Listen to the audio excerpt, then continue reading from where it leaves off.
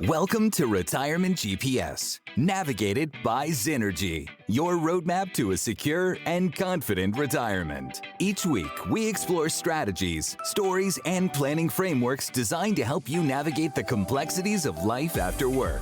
From tax planning to investments, income strategies to risk management, our goal is to give you the clarity and confidence you need to make informed decisions. But retirement isn't just about the numbers. It's also about lifestyle, purpose, and peace of mind.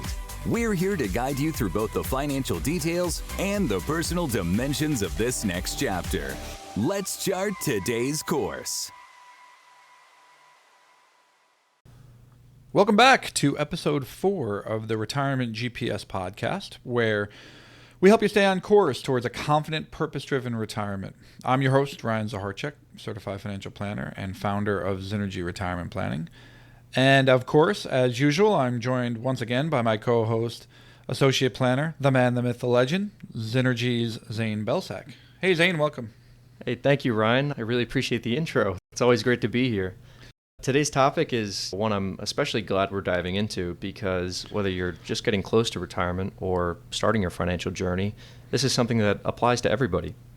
It's exactly right. I don't care if you're 22 or 82. If you are not thinking about an emergency reserve, then you have not started financial planning yet. I don't even care if you started a 401k or put money in a Roth IRA. Emergency reserves are foundational. They're your roadside assistance when it comes to your financial needs.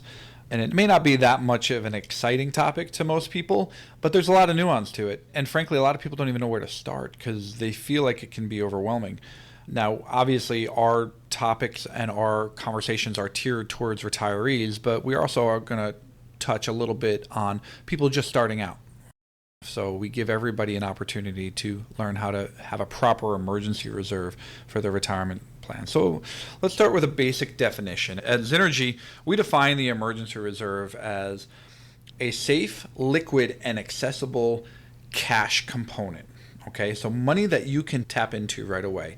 Let me define each of those. So safe means that it's as guaranteed as we can really get in this world, right? We want it to be safe. We don't want it to be at risk. Liquid means that we don't have to trade it, sell it, exchange it for cash. It is already cash, ready to go.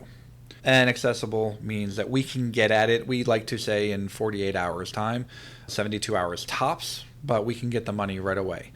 And obviously the easiest way to save an emergency reserve is to set up a high yield savings account, money market account, and of course a checking account, but we typically don't like to see a checking account as emergency reserve.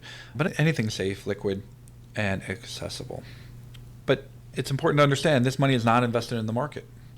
It's not tied to long-term goals. It's there purely for an emergency if an emergency were to come up. And that really, it seems like it applies to every age. You know, being relatively young and even in my own life, I can see the importance of this. I have a good little tidbit of a story to tell. A while back, I actually had a sudden car issue, completely random, and thousands of dollars just out of the blue for repairs. Because I had an emergency reserve, I really didn't need to put it on a credit card or dip into my investments, which is most important, especially when you're at an age where building credit and investments are so important. This emergency reserve is really a lifesaver. This is your foundation. And before you invest, before you even talk about retirement, build this. And for people who are near retirement, emergency reserve are even more important.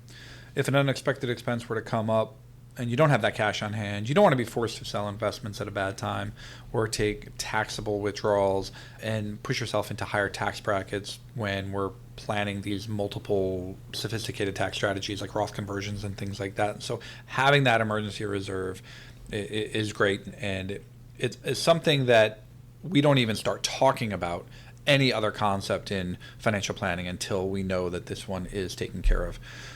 Now let me tell you a little bit of the story of Susan. Susan's been one of our longtime members. She retired from her career as a school teacher a few years ago, and she had a really well-structured plan between her pension, Social Security, and then the investment distributions that we had set up for her. Things were running really smoothly. She was really active in her community. She was traveling. She was helping out with her grandkids. She was living the retirement lifestyle that she had dreamed, and frankly that a lot of people have dreamed. Then her furnace broke. And this was right in the middle of February. So there was no waiting. It was falling below freezing and she needed to get heat in her house. And it actually happened to coincide with the same time that she had just approved a major expense on her car. So she had a $15,000 furnace bill, and then she had a car repair that was over $4,500. And this all of a sudden threw her cash flow and her budgeting way off track. And that's the thing, Ryan. Are you not going to repair your furnace in the middle of February? It's just difficult to plan for these expenses as they come up. That's why an emergency reserve is just so essential. These are things they're just not an option. They have to get done. But the good news is, because she was working with Zynergy and we made sure that she had a significant emergency reserve cushion, she was able to pay for these things right out of her savings. It didn't come out of her cash flow. It didn't come out of her budget. It came from her emergency reserve. She was able to write the check, get things done, and then she was able to take time over the next year to replenish that emergency reserve.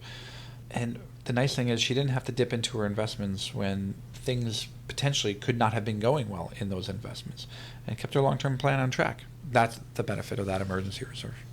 That's really the underlying difference. It turns that stressful situation, such as a new furnace, into really a manageable one, just an expense that needs to be paid off, because you've already planned for the unexpected. It's not just about being prepared, it's about avoiding stress when life really throws something unexpected your way. And Ryan, a good question the listeners may be thinking, what's enough? How much should I have in my emergency reserve? It's a good question, and there's no right answer. I usually like to say emergency reserve is as much art as it is science. We have people we work with that have $5,000 and $10,000 in emergency reserve, which we think is too low. We also have people we work with that have $500,000 in emergency reserve, which we think is too high. So again, there is a level of comfort that is really right for the individual. And let me just kind of elaborate on this. The reason why the person with $5,000 in their emergency reserve doesn't want any more is simply because they're worried they're going to spend it. If they have it, their motto is, if I have it and I see it, I'm going to spend it. So we can work with that person and sort of work around that by tailoring the investments in the portfolio to set aside a larger cash component to mimic an emergency reserve. In the case of the person that has $500,000, it is just what allows them to sleep well at night. It allows them to be comfortable.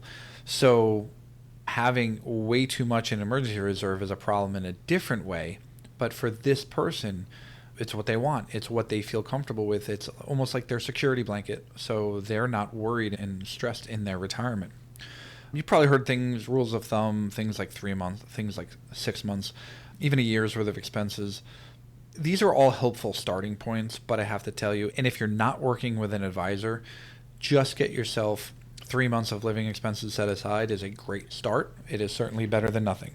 But at Zynergy, we really talk about finding that right balance. Remember, we talked about art and not science. We want to find that right balance of sleeping well and eating well. And that means having enough cash to feel secure, but not so much that you're giving up the opportunity for that cash to grow and make babies, right? Make larger returns, make kids that are then going to make kids that are then going to make kids, and grow and grow and grow. That's a good point, because something I'm thinking of is, say you have $100,000 sitting in savings earning whatever the rate is, next to nothing. That might help you sleep at night, but over the course of 5 to 10 years, the opportunity cost could be just tens of thousands of dollars in lost growth. Yeah, absolutely. And for those who never took Microeconomics 101, opportunity cost is the resource I have and what I'm doing with it, but what could I be doing with it somewhere else in order to either benefit more or less?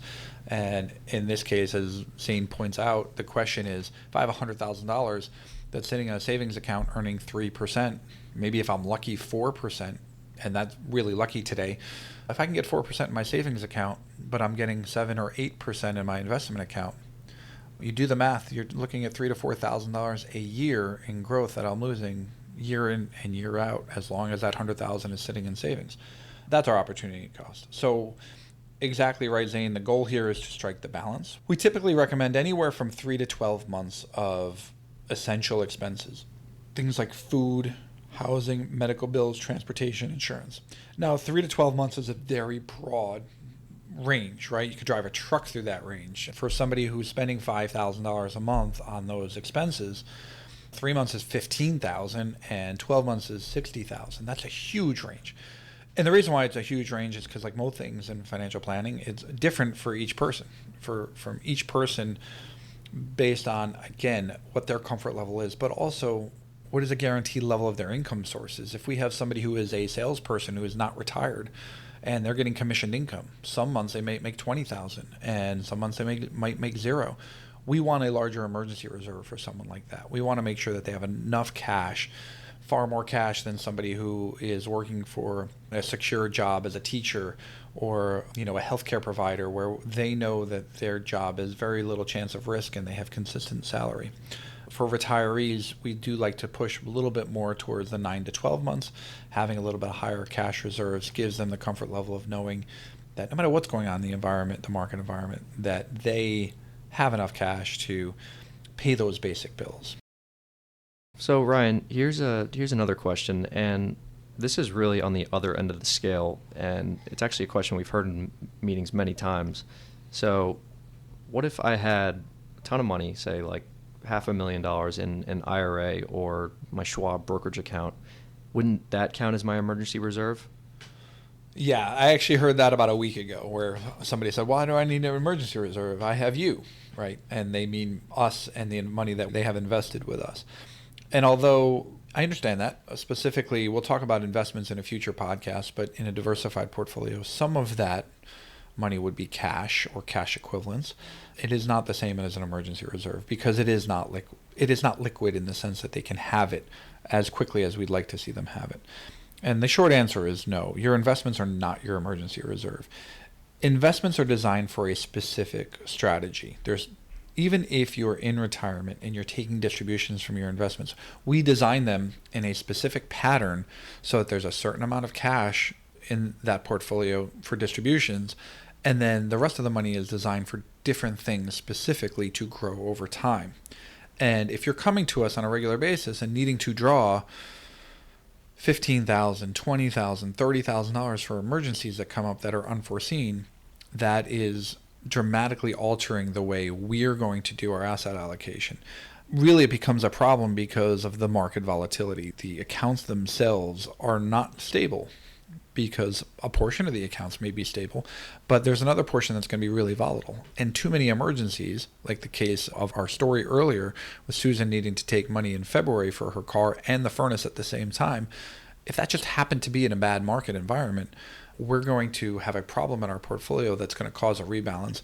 And that's not something that we're going to want to do. We're not going to want to sell stocks. We're not going to want to, even if we take the money from bonds or cash equivalents, ultimately we're going to have to rebalance that portfolio and sell stocks at a lower price. And we're not going to want to do that. That's why that emergency reserve is important. It should be stable and it should be accessible at all times, regardless of the market condition.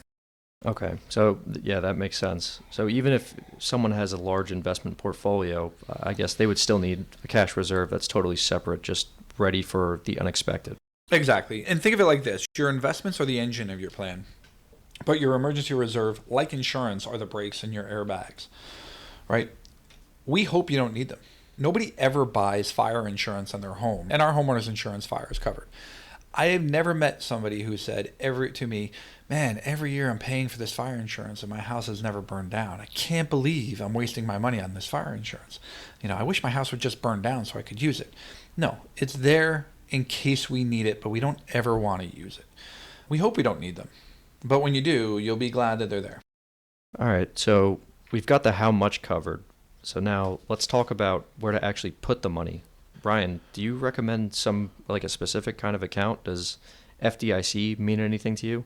Sure, and yes, it does. Essentially, what we recommend is keeping your emergency reserve. We like to see it in a high-yield savings account. It can be attached to your checking account, or it can be held at a completely separate institution. The interest rate is not as important.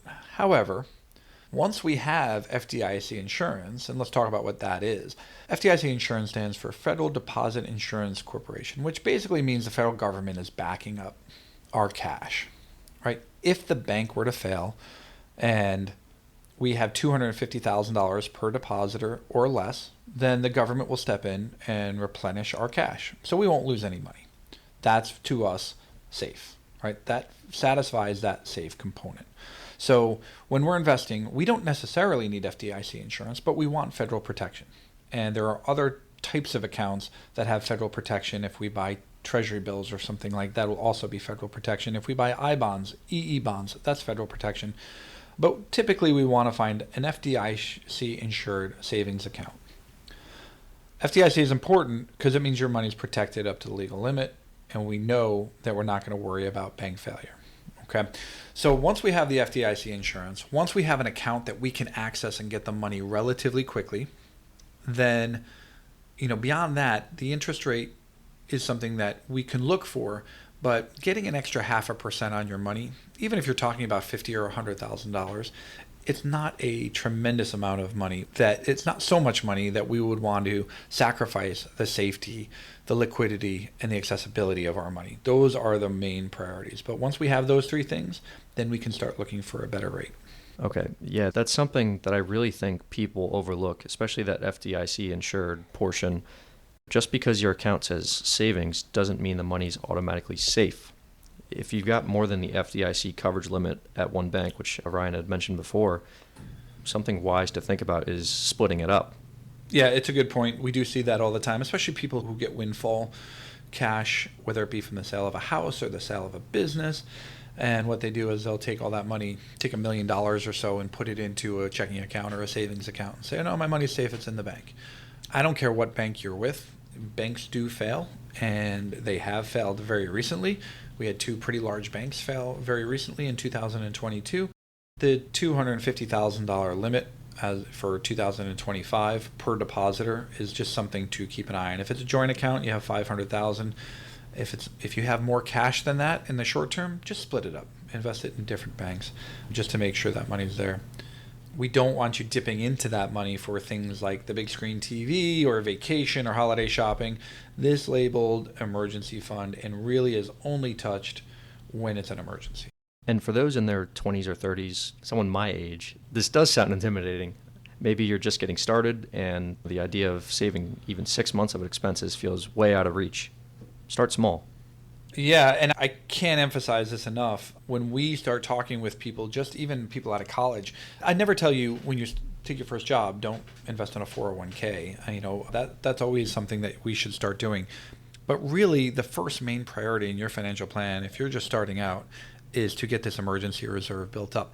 And we don't need you to eat the whole elephant in one bite. You don't need to set aside 3 months worth of expenses. It could take you 5 years to do that. And we don't want to see you sacrifice your lifestyle or sacrifice saving for retirement simply because you're building this emergency reserve. But we do say, get yourself $1,000 as quick as possible. If you can get $1,000 saved in an emergency reserve, I don't care what you have to do. If you have to hold a yard sale, if you got to drive an Uber, don't eat out for a month or two. Do whatever you can to get $1,000 in a savings account as quick as possible. That is your start to your emergency reserve. And listen, if you're 22, 23, even 30 years old, if you can get $1,000 set aside, it will cover, or how do I say this, protect you against probably 70 to 80% of the major issues in life that may come up, right? You get a flat tire, the car gets towed to the mechanic and they got to replace your tire. You need that car to get to work. You need that car to earn your living. So you got to be able to pay for it. We don't want you to have to put that on a credit card or dip into your 401k to pay for it. If it's a $500 tow and tire, you have that $1,000 to cover that emergency. Get the tire fixed and then get that emergency reserve back up to $1,000. And then once you have that at $1,000, then set aside a certain amount of money every single paycheck. I don't care if it's $20. I don't care if it's $50. Set aside a certain amount of money and continue to add to that $1,000 until you get to 3 months worth of living expenses. And the sooner you start, the more gradually you can get it to grow. And frankly, here's the thing.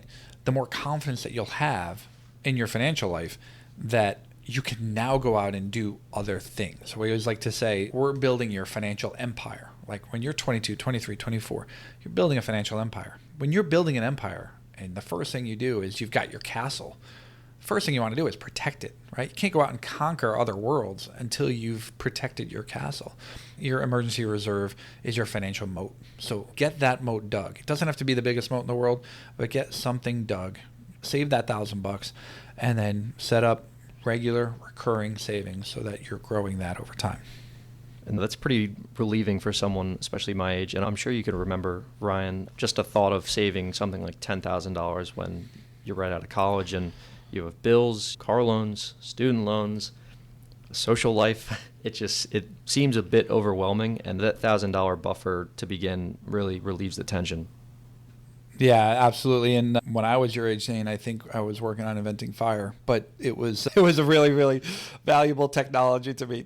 No, all kidding aside, I know what it was like. I had those student loans. I had the car loan. I was paying all these bills for the first time in my life because before that my parents had paid them.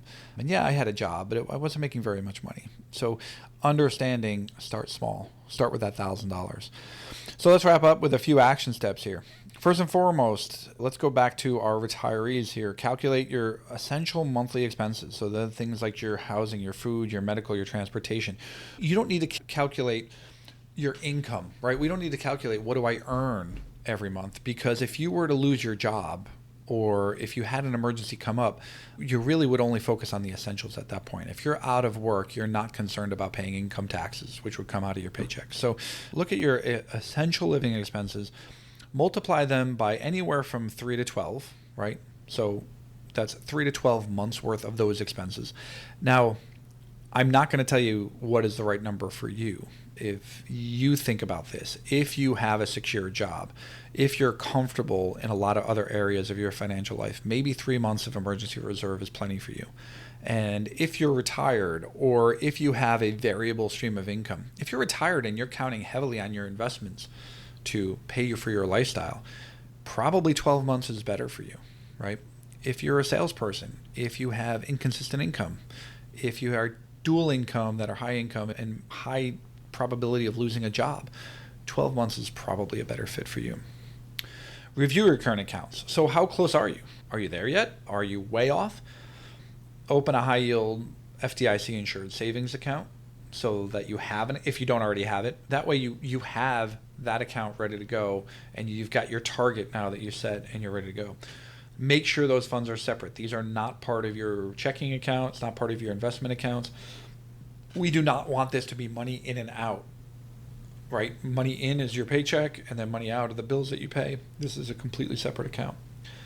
And if you're just starting out, make sure that you set up automatic transfers. And honestly, even if you're not starting out, if there's a gap to your emergency reserve comfort level, save regularly. You can pull money from other investments if need be. We don't really want to take money out of IRAs and pay taxes to then put it in cash in emergency reserve, but maybe save a little bit each month or each pay period to start building that up. And then just review annually to adjust your life expenses. Will change over time, so you want to be able to adjust your emergency reserve as needed. And for anyone just starting out, it's really important to especially just celebrate the milestones. First, $1,000 in reserves, that's a huge deal. Keep going, and your future self will thank you. If they don't, I definitely will. Yeah, I agree. We need to celebrate the little wins for sure. And let's be clear about that. I don't want you to hit the $1,000 mark and then spend $200 on a bottle of Dom Perignon to celebrate and toast. But it's those little celebrations. Go out and do something nice for yourself. You'll be glad that you did. Again, emergency reserves are not the most talked about part of your financial life, but they're one of the most impactful. They're foundational. When it comes to the old builder adage is when you're building a house, the first two things you want to make sure are in place are a good foundation and a good roof. Emergency reserves are the good foundation. The rest you can build up over time. And when life throws you something unexpected, having the right cash buffer lets you stay calm, stay protected, and stay on course. Thank you very much for joining us on the Retirement GPS podcast. Be sure to subscribe, turn on post notifications, and leave us a good review if you enjoyed us. If you didn't enjoy us, don't leave us any review at all.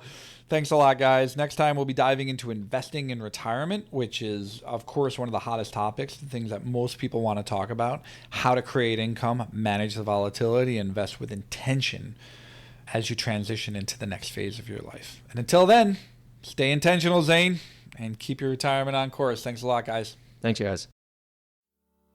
Thank you for listening to Retirement GPS, navigated by Zynergy. To explore today's topic further, visit our blog mile markers at zynergyretirement.com/blog, where we offer detailed strategies, examples, and downloadable tools to support your retirement journey. Follow us on LinkedIn, Instagram, and Facebook at Zynergy Retirement Planning for weekly insights, checklists, and planning reminders.